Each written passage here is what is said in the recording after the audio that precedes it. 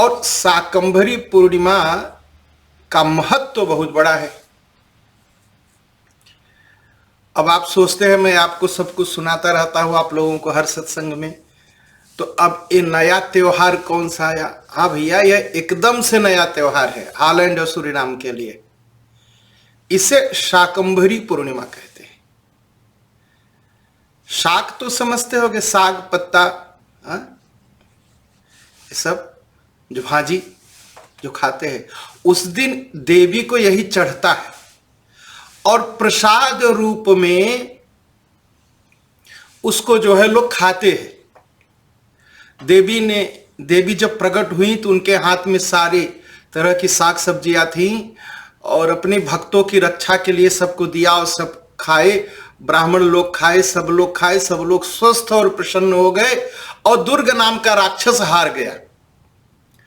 तो शाकंभरी पूर्णिमा एक ऐसा दिन है कि उस दिन साग भाजी खाने से बीमारियां ठीक होती हैं, लोग स्वस्थ होते हैं और राक्षस जो दुर्वृत्तियां हैं, जो दुराचारी लोग हैं, वो हमारे आपके जीवन से दूर हो जाते हैं। यही साधना मैं आज आपको बताने वाला हूं। इसके बारे में हम आप आज चर्चा करेंगे। यही सत्संग, आज का जो सत्संग का विषय है यही है, शाकंभरी पूर्णिमा। और शाकंभरी पूर्णिमा की जो कथा है ये लिखी कहां गई है? शाकंभरी पूर्णिमा की कथा है देवी भागवत महापुराण में, मार्कंडेय पुराण में, जिसको मार्कंडेय पुराण भी कहते हैं। तो बहुत ही विचित्र कथा है, बहुत ही अच्छी कथा है और बहुत ही लाभदायी, मुक्तिदायी और भक्तिदायी कथा है। इसको सुनिए। तो श्रीमद् भागवत महापुराण में जनमेजय जी पूछते हैं, सताची सा कुतो जाता देवी भगवती शिवा तत्कारणं वद मुने सार्थकम जन्म में कुरु। का हे मुनिराज, जनमेजय जी पूछते हैं कि हे मुनिराज, आप बताइए जो कल्याणमयी देवी भगवती हैं किस प्रकार से शताक्षी, शताक्षी मतलब 100 आंखों वाली हुई, उसका कारण बताइए और उस कारण को बता करके मेरे जन्म को सफल कर दीजिए। ऐसा मैं भगवती पर के गुणों को सुनने की, भगवती के गुणों को सुनने की मेरी इच्छा है और मुझे सुनाइए, मुझे तृप्त करिए। और मैंने सुना है कि इसको सुनने से अश्वमेध यज्ञ का फल मनुष्य को मिलता है।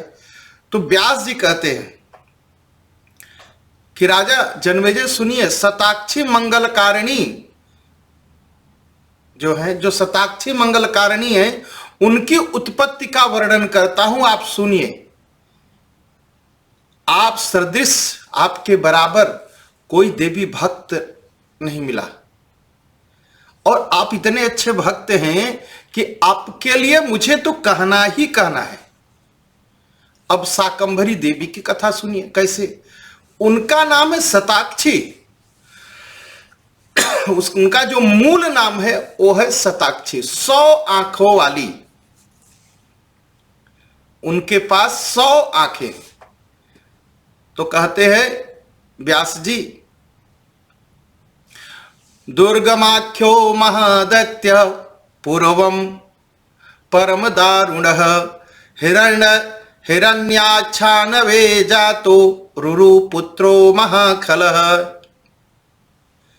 कहा बहुत पहले एक बहुत ही दुर्गम नाम का एक बहुत भयंकर राक्षस महादैत्य था। दुर्गम नाम का एक बहुत ही भयंकर दैत्य था जो हिरण्याक्ष के वंश में उत्पन्न हुआ और जिसके पिता का नाम रुरुका था। और कहते हैं देवताओं का बल जो है वेद है, उस वेद के नष्ट हो जाने से देवताओं का नाश हो जाता है। देवताओं का बल क्या है? वेद। अगर वेद समाप्त हुए तो देवता समाप्त हो जाएंगे, इसमें कोई संदेह नहीं।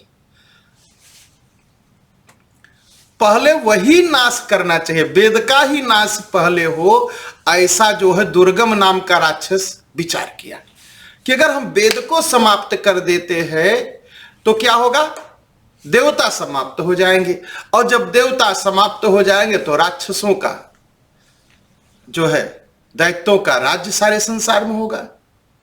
ऐसा सोच करके वह तप करने गया, और तप करने कहां गया, हिमालय पर्वत पर गया। वहां पर ब्रह्मा जी का ध्यान करके और वह वायु पी के, हवा पी के रहने लगा।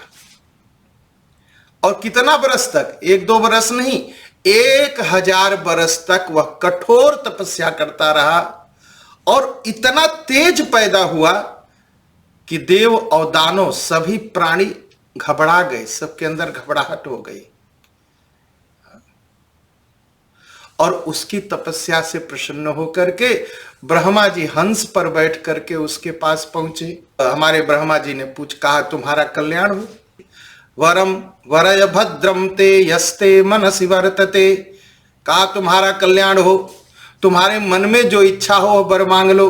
मैं तुम्हारी तपस्या से बहुत प्रसन्न हुआ हूं, उपस्थित इस, और तुम्हारी तपस्या से मैं बहुत प्रसन्न हुआ हूं और तुम्हारे सामने उपस्थित हुआ हूं, जो कुछ मांगना हो मांग करके खड़ा हो गया। कहा हे भगवान, हे ब्रह्मा जी, हे सुरेश्वर, मुझे सभी वेद देने की कृपा करिए। क्या दीजिए, मुझे सब वेद दे दीजिए, और साथ ही हे ब्रह्मा जी, तीनों लोकों में ब्राह्मणों और देवताओं के पास जो मंत्र हो वे सब मेरे पास आ जाएं, और मुझे बल दे दीजिए जिससे मैं देवताओं को हरा सकूं, पराजित कर सकूं। ब्रह्मा जी ने कहा ठीक है, ऐसा है। ब्रह्मा जी तो बोल ही दिए, ठीक है, जगाम सत्यलोके तुम चतुर्वेदेश्वर परम, चाहो तुम जैसा चाहते हो ऐसा हो, ऐसा कह करके सत्यलोक को चले गए। और उसी समय क्या हुआ, जब दे दिया तो ब्राह्मणों को जो ब्राह्मण लोग थे धरती पर, वो सारे वेद को भूल गए। विलुप्ताधर ने पृष्ठे हाहाकारो महान भूत, किमिदम चेति विप्रावुचुः परस्परम।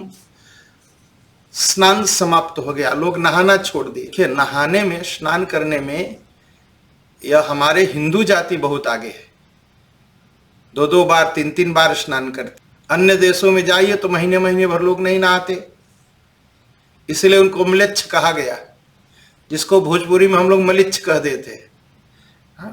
पहली बात तो स्नान छूट गया, दूसरा संध्या छूट गई, तीसरा हवन नित्य का छूट गया, श्राद्ध करना छूट गया, यज्ञ छूट गया, जप छूट गया, सब छूट गया। सारे संसार में हाहाकार मच गया। और जो ब्राह्मण लोग थे वो लगे कहने यह क्या हो गया, यह क्या हो गया, अब वेद का अभाव हो गया, हम लोग क्या करेंगे, हम लोगों को क्या करना चाहिए। ऐसी बड़ी घबराहट हुई। फिर उसने जो है, उस राक्षस ने जाकर के देवताओं को हरा दिया और एकदम देवताओं के लोक पर जो है अपना अधिकार कर लिया, देवताओं को मार के भगा दिया। सब देवता लोग गुफाओं में जाके छिप गए, और ब्राह्मण लोग जाकर के छिप करके देवी भगवती से प्रार्थना करते हैं कि देवी आप प्रकट होइए, हम सब की रक्षा करिए, धर्म की रक्षा करिए, वेद की रक्षा करिए। इस प्रकार तमाम तरह की स्तुति करने लगे। तब जाकर के देवी प्रकट हुई, और जब देवी प्रकट हुई तो पूछा कि क्या दुख है। तो देवी से सारी बात ब्राह्मणों ने कही, और रो रो करके कही कि बहुत दुख है, राक्षस। और उन सब, तब व्यास जी कहते हैं, उन सब की बात सुन कर के स्वादूनि फल मूलानि भक्षणार्थ तदौ शिवा नाना विधानि चान नानी पशु भोज्यानि यानि च। कहा वह देवी जो है अनेक प्रकार के स्वादिष्ट फल मूल, सबको खाने योग्य शाक पत्ती लेकर के प्रकट हो गई, इसलिए उनका नाम पड़ा शाकंभ। और जब वो प्रकट हुई तो सारे संसार में हल्ला मच गई, कोलाहल मच गया। और देवी की खबर जो है जो दुर्गम नाम का राक्षस था उसके पास उसके दूतों ने पहुंचा दिया कि एक देवी पैदा हुई है जिनके हाथ में साग सब्जियां और ये सब भाजी तरकारी फल फूल स्वादिष्ट है। और दुर्गम नाम के राक्षस ने हजारों छौड़ी सेना लेकर के देवी पर आक्रमण किया, देवी से युद्ध किया और वह जो है देवी के हाथों राक्षस मारा गया। तो इसलिए इस देवी का नाम है शाकंभरी देवी। और युद्ध के पश्चात देवी ने वो जो पूरी साग भाजी थी सब बांट दिया, लोग खाए और लोग जो डरे हुए थे उनका भय समाप्त हो गया, उनका डर समाप्त हो गया, जो बीमार थे ठीक हो गए, सब स्वस्थ हो गए, सब प्रसन्न हो गए, सारे संसार में सुख फैल गया। इसीलिए शाकंभरी देवी, इसलिए पौष मास की जो पूर्णिमा है उसे शाकंभरी पूर्णिमा कहा जाता है। इस दिन मां भगवती दुर्गा की शाक पत्तियों से श्रृंगार होता है, फलों से श्रृंगार होता है और फिर वह भक्तों में बांटा जाता है और उससे जो है सब तरह की बीमारियां समाप्त होती हैं। तो क्या करना चाहिए इस दिन? तो पहली बात तो सुबह सुबह उठ करके स्नान करना चाहिए, धोती धारण करना चाहिए। अगर कोई स्त्री साधक हो, साधिका हो, तो उसे पीली साड़ी पहननी चाहिए और पूजा स्थान पर, पवित्र स्थान पर बैठ जाना चाहिए, मंदिर में बैठ जाना चाहिए, पीला वस्त्र बिछा लेना चाहिए और उस पर जो है शाकंभरी देवी या दुर्गा देवी की मूर्ति रख करके शाकंभरी रूप से उनकी पूजा करनी चाहिए। और यह जो मंत्र मैं बोल रहा हूं, इस मंत्र को 7 बार पाठ करना चाहिए। सिद्धिदा ऋषिदात्री च सदा निधि निस्सेवणी मालता माल्य युक्ता च दुर्गा दुर्गति नाशनी बुद्धिदा बुद्धिदात्री च सदा संकट नाशिनी जननी लोकमाता च कुलज्ञा कुलपालिनी दयारूपा हृदय स्थिता च पूज्या च कुलपूजनी सदाराध्या सदा ध्येया सदा संकटनाशिनी माया रूपा स्वरूपा च भक्तानुग्रहकारिणी कुलार्चिका महादेवी देवानां सुखदायिनी सर्वस्वरूपा सर्वां च सर्वेषां सुखदामता कल्याणी कल्यरूपा च कल्याणी सेविता सदा। इसका 7 बार पाठ करना चाहिए। यह शाकंभरी रहस्य में लिखा है। और इसके पढ़ने से क्या होगा? इसके पढ़ने से होगा सब प्रकार का जो दुख संसार में है, परिवार में है, बीमारी है, पति पत्नी का आपस में नहीं पटता है, जीवन में चिंताएं रहती है, यह सब समाप्त हो जाएंगी।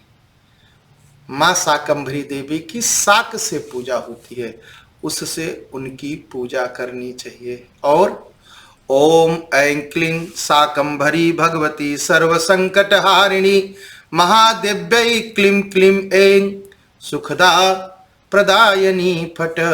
इस मंत्र का जाप करना चाहिए, हवन करना चाहिए। हाँ, इससे क्या होगा? जीवन बदलेगा। और शाकंभरी देवी का जो जन्मदिन आने वाला है वो है 13 जनवरी को। इसे शाकंभरी पूर्णिमा कहते हैं। इसका लाभ लीजिए, बहुत ही पवित्र समय है शाकंभरी देवी की पूर्णिमा। अगर शाकंभरी देवी की पूजा नहीं कर सकते हैं, पूर्णिमा है, उस दिन हवन करिए, जप करिए, थोड़ा दुर्गा माँ की प्रार्थना करिए, दुर्गा सप्तशती का पाठ करिए, दुर्गा जी के मंत्रों का जाप करिए, जीवन बदलेगा, जीवन में सुख आएगा।